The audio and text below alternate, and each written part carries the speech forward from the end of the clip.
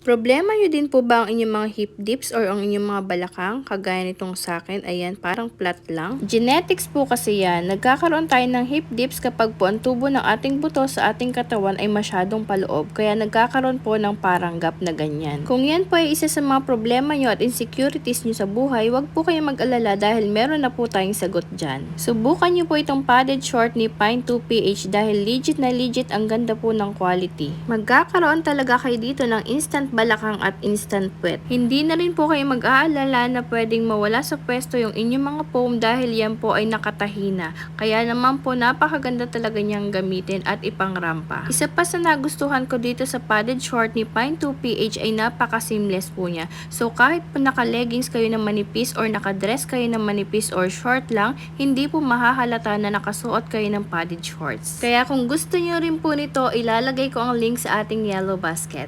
I-check out nyo na yan!